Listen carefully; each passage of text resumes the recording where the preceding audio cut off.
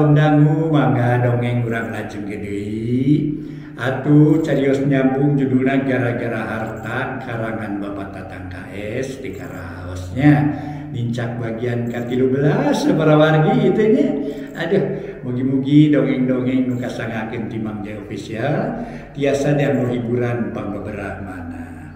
Paribasana ge para mitra sadaya nyaeta adat kakurungku iga cenah. Aduh piartosenana para mitra nyaeta parantos kitu we teu tiasa dirobah para mitra kalakuanana. Si eta mah geus adat kakurungku iga cenah geus kitu teh cenah hese bisa dia. Aduh, kitu nya para wargi paribasa-basa Sunda.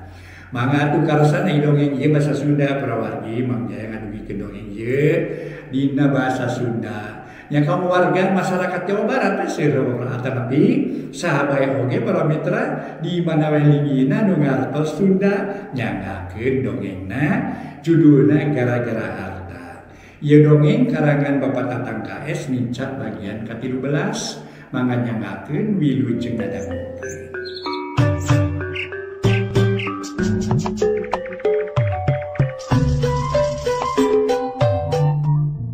Mitra kaum dangu wilujeng tepang dangu sareng acara matu dongeng enteng pangbeberah mana. Mang Jaya sapara kanca bade neraskeun hanca dongeng nu katunda carios nyambung judulna gara-gara harta. Ieu dongeng para mitra karangan Uwa Tatang ayeuna teh nincak bagian ka-13. Para mitra pamiarsa mangga dongeng urang teraskeun deui. Gancangna ieu carita Neng Yani isukna sabada beberes di imah tuluy indit nepungan Ibu Hajah Ningsih nu kabeneran nuju calik di payun sareng kersana Mama Ajengan Dahlan. Ieu namina Dahlan di Jaya, padahal gagah kene Jaya di Dahlan. Bapak sasi Bapak Jaya di Dahlan cenah kitu. Jadi Jayana di Dahlan gitu. Atuh Neng Yani sanggeus sungkem ka Ibu Hajah Ningsih sareng ka kersana Mama Ajengan Dahlan tuluy ka jero. Kumaha damang geulis? Teras kersana Ajengan Dahlan naros. Alhamdulillah ama, waler Neng Yani imut bari tungkul. Dupi jurungan ti dieu aya ka ditu Neneng. Taros Ibu Hajah Ningsih bari neuteuh. Aya Ibu. Mung Mang Odoy dupi kitu aya naon Ibu menisok asara reuwas abdi mah. Tema Neng Yani dina nyaritana menilirih turut teu weleh tungkul siga numi ajrih ka pribumi. Atuh teu sesah Ibu Hajah sasauran rada panjang lebar anu inti sarina nanya kana pamadegan Neng Yani naha daek henteuna atawa narimah henteuna dipileuleheungkeun ku Cep Sumarna. Kalayan saur Ibu Hajah Ningsih upami Neng Yani kersa bade ngadeheus ka Den Joni nyaeta lanceukna Neng Yani. Atuh minangka gaganti rama. Tutas Ibu Hajah Ningsih sasauran disambung ku kersana Ajengan Dahlan. Kitu nu mawi ku ibu sareng ku ama dipiwarang ka dieu teh Neneng. Sanes bade naon-naon utamina mah hoyong nguping we kumaha atuh waleran ti Neneng.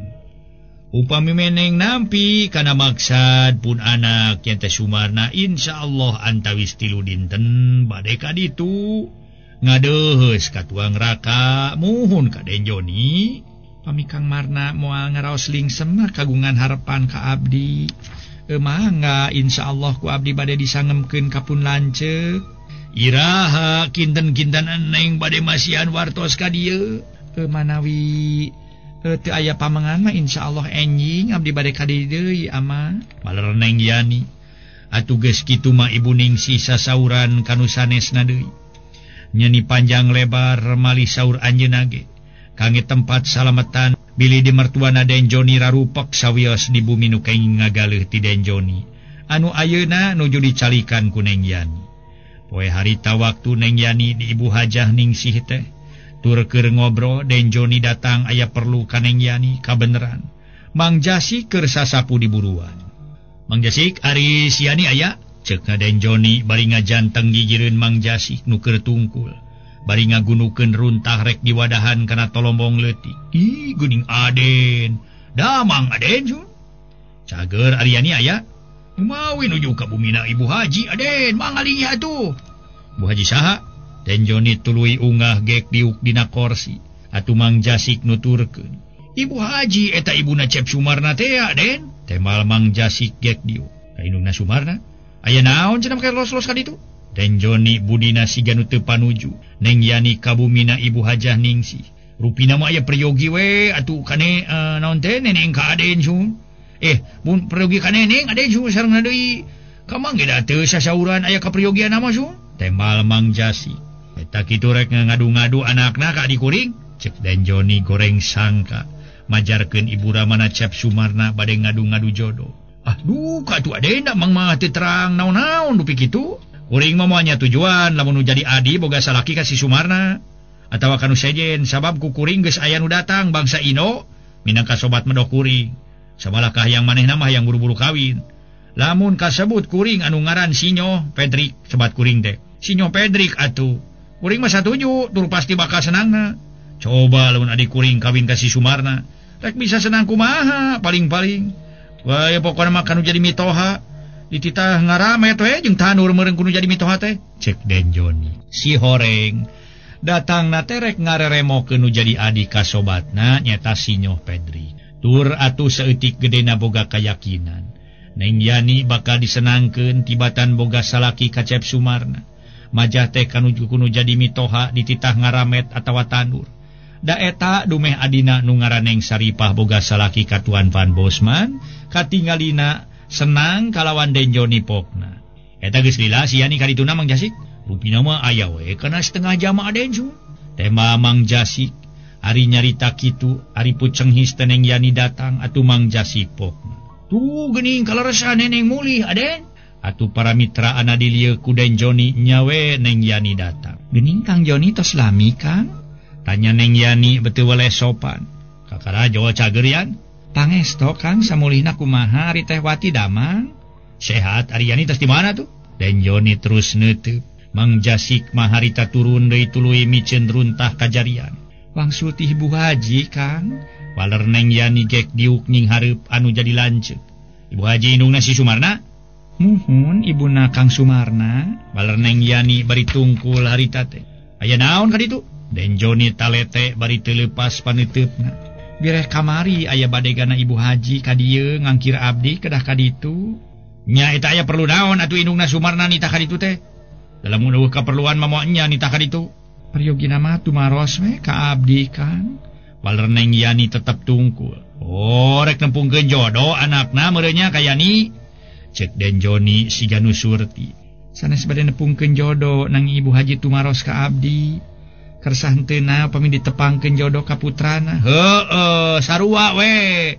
kumaha dijawabna ku Yani ditarima ditampi teu acan ditolak henteu mung sangem abdi teh bade wawartos heula ka Akang eta kumaha kinten-kinten Akang pangemut Akang jalan saur Ibu Haji upami tos aya kaputusan ti Akang bade sumping ka dieu jadi maksud rek ngalamar Yani rupina mah kana kitu Kang baler Neng Yani pono yeuh Yan pangna Akang ka dieu teh yeuh nyaeta rek aya nu dicaritakeun ka Yani nu bakal pibungaheun tur pibagjaeun keur Yani itu sobat Akang nu ngaran Sinyo Pedri kamari datang ka imah nu maksudna mah hayang ngawin Yani atuh Akang teh ujug-ujug ngarasa bunga we Yan Yani dipiharep ku Sinyo Pedri dan nu dipake bungahna teh pasti Yani bakal senang lamun boga salaki ka Sinyo Pedri mangkaning bapana nyarita kieu ka Akang lamun Yani daek dikawin ku anak saya pestana ge 3 poe 3 peuting sakur kekenalan bapana rek dionang kabeh jeung para gegeden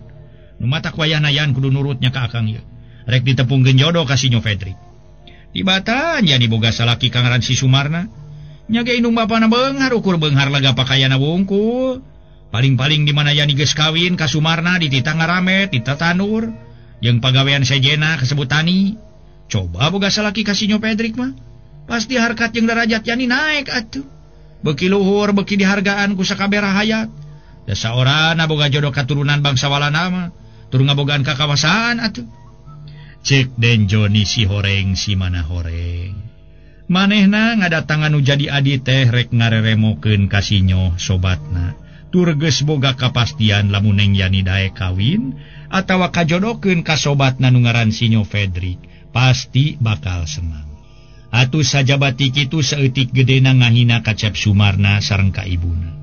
Majah teh lamun Neng Yani boga salaki Kacep Sumarna, pasti dipeuseuh tanagana kudu jadi mertua dititah ngaramet jeung tanur. Atuh ku ayana caritaan kitu tinu jadi lanceuk keur Neng Yani ukur melenguk we sakemek ge henteu teu nyarita. Kitu soten ngarasa anu teu ngarasa para mitra susah teu manggih tungtung. Diturut kahayangna nu jadi lanceuk kumaha Cep Sumarna. Sabab Neng Yani geus ridho dikawin ku Cep Sumarna.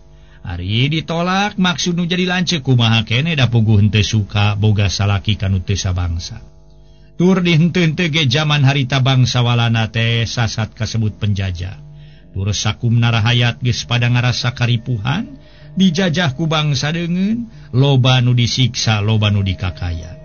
Tungtungna Neng Yani teu bisa ngajawab atuh Den Joni tumanya deui. Bari netep seukeut ka Neng Yani nu keur meleng. Kumaha yan rek diturut maksud akang? Pok jawab atuh lain ngahulang wae kawas lain ditanya ku lanceuk we. Den Joni katingalina semu keheul. Dumeh Neng Yani teu ngawaler tapi lila-lila mah Neng Yani nyarita. Kitu ge sorana rada ngageter jeung tetep tungkul. Duka tuh dakang. Waler Neng Yani raja nyarita ukur sakitu. Duka teh duka kumaha Yani sok tarapuguh dulepeuna. Nu bener atuh nyarita teh dalai nyarita jeung budak leutik. Mun asa-asa rek nyarita oge. Komo lamun ditanya ku para gegeden. Komo ditanya ku jaksa sigeun sawan meureun. Nu mawin teu enga-enga ngawaler teh kana patarosan akang teh ngaraoskeun abot ngawalerna kan. Cek Neng Yani budina alus. Aya aturan berat ngajawabna Yani mah kumaha teh? Naon nu dipake beratna ngajawab ku Yani teh? Cingpok caritakeun nu jelas ngarapugu ka hartina ku akang. Den Joni terus nyesedak tumanya. Mun abdi teh tos eta sareng Kang Sumarna, geus eta. Geus eta kumaha? Na Yani geus sagebrug jeung Sumarna? Ih nauzubillahi min zalik Kang, ke heula abdi ari tos kumaha wantun monok sagebrug mah sareng Kang Sumarna. Wantun dilaknat ku Allah. Cek Neng Yani saolah-olah nyumpahan diri sorangan tur ngarasa teungeuna ku caritaan atawa sangkaan nu jadi lanceuk. Ari geus kunaon atuh? Na Yani geus pakait ati, geus cinta pada cinta jeung Sumarna. Den Joni make jeung nyebut si sagala ka Sumarna.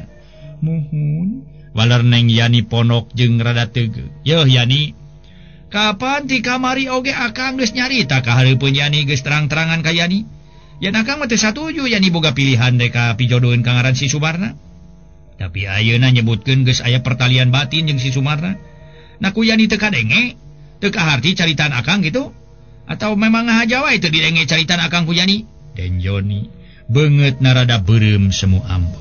Sanes teu ngartos, sanes teu dikupingkeun sakumaha kasauran akang. Neng langkung ti payun abdi tos pakait ati sareng Kang Sumarna nu hartosna abdi tos cop ka anjeunna. Para wargi anu mulia nu sami-sami ngadangukeun ieu dongeng. Harita para mitra Den Joni nyarita tegasna. Oh, ku dasar geus cinta pada cinta. Nu matak Yani saolah-olah nolak kana tuduhan akang mere pijodoheun ka si Nyo Fedrik. Nah anu rumah tangga teh anu bagja teh atawa kasebut senang teh cukup sakadar cinta pada cinta bungkul. Ieu Yani saha manusana nu rumah tangga bagja cukup ku cinta jeung cinta. Tetapi rumah tangga bagja teh kudu loba hartana, kudu loba kalungguhanana jeung kakawasanana. Tanu disebut rumah tangga bagja. Akang mah mere pijodoheun teh ngaran si Nyo Fedrik teh netelakeun akang nyaah kanu jadi adi. Sang kanu jadi adi hirupna pinangih jeung kasenangan atawa kabagjaan. Peperieun diri akang hirup sederhana. Tuh tingali saripah kumaha kaayanana sanggeus boga salaki ka Tuan Van Bosman. Kapan sakitu senangna? Teu kurang ku dahareun, teu kurang ku pake, cohagna ngeuna dahar ti brasare, ngahna-ngahning ka dahar kaliam, pake karirap, hayang naon teu burung ka sorang, teu burung ka beuli. Gerajung ka ditu tempo ka imahna atuh, imah saripah. Dina meja makan ngalang bangsa bubuahan sabodaya anggur, apel, jeruk garut, jeruk manis, cau amon lumut lah, bangsa inuman-inuman, roti, mantega, kiju. Na teu kabita teu hayang rumah tangga model saripah. Sedang bangsa walana teh boga kakawasaan. Yani dituduhan pisalahkeun ka si Nyo Fedrik, kalahkan nolak geuning. Cek Den Joni majah tehnya majah teh para mitranya kanu jadi adi sangkan pinangih jeung kabagjaan. Abdi mah sanes nolak kana kan nanging kumaha udah parantos pakait sareng Kang Sumarna. Sajabe ti kitu abdi karumaosan ku Ibu Ramana nyalikan ieu bumi kaungan anjeunna. Nah makaya karumasan nu nyicikan imah geus dibeli ku indungna Sumarna sagala. Lamun kitu mah yani teh hayangan cicing di dieu. Kapan ieu mah kahayang manehna? Sanajan nyani teh nyicingan imah ge da moal buru ngaboga imah geus kawin ka si Nyo Fedrik mah. Ulah-ulah dipangbelikeun ke daong nu sigrong atuh. Leuwih gede tur agreng. Nu matak geus ayeuna mah tong make jeung mikiran perkara si Sumarna. Ngalamar acan turut we sakumaha caritan akang. Senang tur geunah maling keur akang tapi keur yani keneh. Geus sakitu isukan akang atau pageto ka dieu deui jeung si Nyo Fedrik. Ongkohan manehna hayang pelesiran ka kota jeung yani cenah. Cek Den Joni maksa yen adina nyaeta Neng Yani kudu daek dikawinkeun ka si Nyo Fedrik. Sanggeus Den Joni balik mabus, Neng Yani ka jero bari nutupkeun panto terus kebat ka tukang. Kasampak Bi Emeh jeung Mang Jasi keur ting jerentut. Parantos mulih Den Joni teh Neneng? Tanya Bi Emeh bari neuteut. Geus Bi. Tema Neng Yani ponok tur budina alum. Neneng calik atuh Neneng. Mang Jasi nitah diuk bari ngised. Atuh gek Neng Yani diuk ngareneng jeung Bi Emeh. Puguh abdi teh ngarasa kaget kudu jadi lanceuk Bi. Oge mang. Kunaon pipikiran Kang Joni cenanya. Ni alah batan ti budak pisan. Disebutkeun teu ngarti da memang moal daekeun. Ceuk Neng Yani budina alum. Lupi kitu kunaon atuh Neneng? Bi Emeh ngareret tuluy neuteut. Nya keukeuh wae abdi kudu daek dikawinkeun ka sobatna Kang Joni. Nu ngaran si Nyo Hendrik. Ting Hendrik ting Fedrik eta. Sedang abdi tos pakait ati jeung Kang Sumarna. Samalah Ibu Ramana rek ka Kang Joni nyaeta rek maksudna marek ngalamar abdi. Samalah bieu geus dicaritakeun ka Kang Joni. Tapi Kang Joni kalah malik ambek ka abdi. Jeung dina caritaanana saolah-olah ngahina ka Kang Sumarna. Pokna teh lamun abdi kawin ka Kang Sumarna moal manggih kasinugrahaan atawa kasenangan. Paling-paling dititah ngaramet atawa tanur kudu jadi mitoha. Dibejakeun abdi geus aya pertalian batin jeung Kang Sumarna. Tetep we Kang Joni mah teu ngidinan abdi boga salaki ka Kang Sumarna. Akhirna keur diri abdi jadi ngarasa bingung Bi. Oge emang kudu kumaha atuh abdi teh piraku ari abdi kudu luas onaman mamaehan maneh. Ceuk Neng Yani siga nu ara tur nyaritana bari ceurik. Ameun aku naon atuh Den Joni teh kawas anu teu ngartos wae Neneng. Ngadon ngeukehan Neneng kedah nikah ka si Nyo sobatna. Cing kudu kumaha akana atuh Mang Jasi. Sangkan aya dina kaberes roesan makaning Neneng geus pakait ati jeung Cek Sumarna. Kari-kari Den Joni kitu. Ceuk Bi Emeh manehna ge ngarasa bingung nu matak manehna menta pandangan kanu jadi salah. Euy, itu kami ge bingung ge meh. Mang Jasik teu bisa mere pandangan naon-naon nu puguh manehna ngarasa bingung. Ari rek mere pandangan ka Den Joni eueuh hubunganana. Lamun kitu mah aya hubunganana ka kulawargaannya pasti we rek dibere pandangan. Kitu ge lamun katarima bari Den Joni ngarti kana perkara katangtuan perjodohan. Narajang manehna teu narima kalawan beratna malik ambek malik tipopolotot kanu mere pandangan atawa panggeuing kana pasti moal pingeunah. Anu satuluy mah ngadonting hariul bari ngabaretem. Geus puguh ari Neng Yani mada puguh manehna keur dirungrum ku kabingung. Kitu kumaha kieu kumaha kitu salah kieu salah. Tungtungna rek pondok pangharepan. Tapi akhirna Mang Jasik nyarita deui. Ayeuna mah kumaha we upami kieu atuh Neneng. Kitu ge upami sakinten ku Neneng ka ulem kalayan kersa su. Teu ka ulem atanapi teu kersa mah ulah maksakeun su. Supados teh janten bang baluh mana kumaha upami samentawis urang kalemur mang we sareng ibi sumuhun ceng nina ka Den Joni mah sawios we lah teu wawartos oge sumuhun upami ka Cep Sumarna priyogi wawartos ke kumaha reaksina ti Den Joni da moal milarian kalemur mang mah jalaran anjeunna mah teu uningaeun atuh sarakan mang teh kitu da kumaha upami kitu Neneng. Mang Jasik aya pikiran rek mawa Neng Yani kalemurna. Lamun kitu marek disingkurkeun heula ari ceuk Bi Emeh pok mairan. Leres kitu Neneng atos we dilemur heula sareng bibi. Ari kitu mah ku Neneng ditabihan sugan anjeunna sadar. Kitu hade mangan irahare kalemurna. Cek Neng Yani ujug-ujug daekeun we. Dibawa nyingkur heula ku Mang Jasik jeung ku BM kalemurna. Nya teu langkung neneng suhun. Bade ayeuna mangga da siang kene sareng teu sabaraha tebih ti dieu kalembur goong oma teu leuwih goong namun. Kaleuwih goong atuh bade enjing mangga neneng. Cek Mang Jasik gumantung kana niatna Neng Yani. Tong ayeuna sabab abdi kudu bebeja heula ka Kang Sumarna. Kajen isukan we ngan kudu rada isu keneh initna bisi Kang Joni ka dieu deui. Da nyarita nama isukan rek ka dieu jeung Sinyo Fedri. Ceuk Neng Yani geus kitu mah gancang Neng Yani ka kamar. Tuluy meresan pakaian diwadahan kana koper. Ceuk pikirna ngarah isukan karijung init sabab arek isu keneh ba'da salat subuh. Para wargi sadaya, isukna ba'da salat subuh nu kira-kira jam 5, Neng Yani jeung BM katut Mang Jasik geus ningalkeun eta imah. Rek ngadon cicing di lemburna Mang Jasik kalawan teu bebeja kanu jadi lanceuk.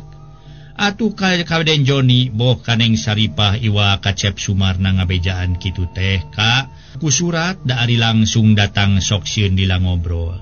Nu tangtu Den Joni kaburu datang. Numatak Neng Yani ngabejaan Kacep Sumarna ku surat kitu soten lain teu ngupama. Ngan sieun kaburu lanceukna jeung sobatna Sinyo Fedrik datang. Nu teu kacaturkeun di jalana geus tepi kalembur Mang Jasik nyaeta kaleuwih goong. Samalah geus arungah ka imah nu dieusian ku kapi adina Mang Jasik. Sanajan imah panggung tur aya di kampung ge kaurus kabersihanana. Sabab aya nu nyicingan tur aya nu ngurus. Nyati harita Neng Yani terus nganjrek di leuwih goong di imahna Mang Jasik. Katingalina teh keur Neng Yani siga nu tenang ceuk paribasana tiis ceuli herang mata. Sanajan dahar karo uyah ge teu ngarumas. Malikan kana perkara Den Joni, dua poetis sabada Neng Yani jeung Mang Jasik katut BM areuweuh teh datang jeung saurang Sinyo katelah Sinyo Fedrik. Kalacat Den Joni jeung Sinyo Fedrik arungah tuluy ngetrok-ngetrok panto bari ngagegero. Yani, ya Kang Yan. Pokna da pugu imah kosong atuh. Teu aya saha nu nemalan, geus kitu Den Joni ngagegero tapi weleh. Eueuh nu nemalan, malah asas jempling, jut Den Joni turun tuluy ngoreleng ka pongpok imah. Ceuk pikirna bisi aya di dapur, datang ka tukang ge sarua eueuh sasaha, kalawan panto ditulakan ti jero. Koreleng ka hareup atuh Sinyo Fedrik. Nanya ku basa Sunda sabab manehna bisa ngomong Sunda. Ngan beda dina lobatna semu cadel. Kumaha Jon? Aya yani teh? Sinyo Fedrik neuteu. Wewe sasaha di tukang Fed. Semala panto tukang ditulakan geuning. Tema Den Joni semu bingung. Kemana tuh? Teu disaurkeun Joni sareng Ik bade ka dieu. Kugue dibejakeun mah saya jeung Fedrik teh ka dieu. Atos? Kemana atuh Jon? Teu ingat tuh Fed. Ditungguan sok sieun keur init-initan jauh. Piraku urang aja jentul we di dieu mah. Den Joni ngarasa bingung. Upami naroskeun kumaha Jon? Itu aya istri ka dieu. Ceuk Hendrik kabeneran harita aya saurang awewe. Gancang ku Den Joni dicalukan. Bi, ka dieu sakedap Bi. Awewe gancang nyampeurkeun kalawananya. Aya pikir sae naon Asep? Manawi bibi uninga kapun adi wastayani nuju angkat ka mana? Jalan di bumi namanya jempling. Parantos di sauran ku Encep. Komo we malipantona ge dikeketrok sababaraha kali. Aya ngawaler Asep? Atuh aya ngawaler mah moal nya abdi naroskeun ka bibi. Sumun teu aya we panginten Asep ari di sauran teu aya mah. Sarengna deui da bibi mah sanes urang dieu Asep teu kenal ka jenengan Yani teh. Mangga atuh di kantun Asep jangan bibi mah rusuh bade ka pasir. Cek eta awewe tuluy ngaleos. Jadi Yani lamun kitu mah aya di kali atuh. Den Joni pami kitu hartosna nuju ngala pasir aya di kali. Cek Fedrik samaruk awewe tadi nyebutkeun reka pasir teh. Kahartina ku Fedrik maneng Yani keur ngalakeusi. Dah Fedrik mah lain keur ngala pasir, cek si ibu nyebutkeun reka pasir. Ta deukeut gunung disebutna ta gunung leutik tu disebutna pasir. Lain pasir keusik lain. Cek Den Joni semu keuheul. Sugan abdi pasir di kali Jon. Nah, ieu bade dipilari ka mana Jon? Urang balik we nama Fed lah. Kajin engke sore ka dieu deui sugan nya engke aya. Eta kumaha rek mersen ka saya teh? Oh, perkara mersen. Pokona mah gampil John. Tapi ik hoyong terang heula jawaban ti Adi ye. Lamun daekeun nikah ka ik pasti ye dibere persen 5 ringgit. Cek Fredrik. Si horeng dan Johnny teh menta persenan nya lamun kitu teh mah nu jadi Adi seolah-olah rek dijual ka si Nyo Fredrik. Ngan ku si Nyo Fredrik teu dibere harita sabab can tepung jeung Neng Yani tur can aya jawaban ti Neng Yani. Kulantaran teu panggih jeung Neng Yani atuh geus kitu mah Den Johnny jeung si Nyo Fredrik baralik deui. Nepi ka kitu-kitu na eta kalakuan Den Johnny. Si horeng rek ngareremokeun nu jadi Adi. Ka si Nyo Fredrik sarua rek nurut hirup ka bangsa deungeun kajin ngorbankeun nu jadi Adi sorangan tur sakanu. Atuh sorena Den Johnny datang deui ka imah nu geus dijual ka Ibu Hajah Ningsih nyaeta ka ibuna Cep Sumarna. Tapi tetep jempling eueuh saurang-urang acan. Nanyakeun ka tatanggana nu beulah wetan eueuh nu ngabejakeun yen Neng Yani dibawa ku Bi Emeh jeung ku Mang Jasik. Cukup nyebutkeun henteu terang. Ku dasar kitu Den Johnny boga timuru palang siang Neng Yani aya di Cep Sumarna. Atuh geus kitu mah Den Johnny ngaleos rek ngadatangan ka bumina Cep Sumarna. Teu kungsi setengah jam. Den Johnny geus tepi pareng diburuan bumi ajengan dahlan aya badegana nyata Mang Odoy. Keur moekeun pare ranggeuyan aya kana puluhna eundan. Pangapunten, Den Johnny nyebutkeun punten. Kumaha asup bade ka saha Ujang? Tanya Mang Odoy nyebut Ujang. Rei beungeut Den Johnny rada beureum sabab aya nu nyebut Ujang. Ari Imah Sumarna teh di dieu Mang? Den Johnny budina ka harita tep kuraweun. Atuh da eta dumeh disebut Ujang kahayang disebut Aden. Leres bumi Cep Marna mah di dieu sun dupi Ujang teh saha teh sun? Sareng nu ti mana teh sun? Ujang teh? Ceuk Mang Odoy tetep nyebut Ujang. Ngaran kuring Johnny, sapopoe mah ku sare disebut Den Johnny. Janten jenengan Ujang teh Den Jon sun. Manawi kitu? Ke manawi sun.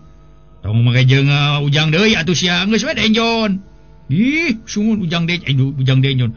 Upami teu ngae Ujang mah sakirang payus atuh. Moal nya salira anom keneh. Kedah disebat aku akang Den Jon. Atana pibah Den Jon sun.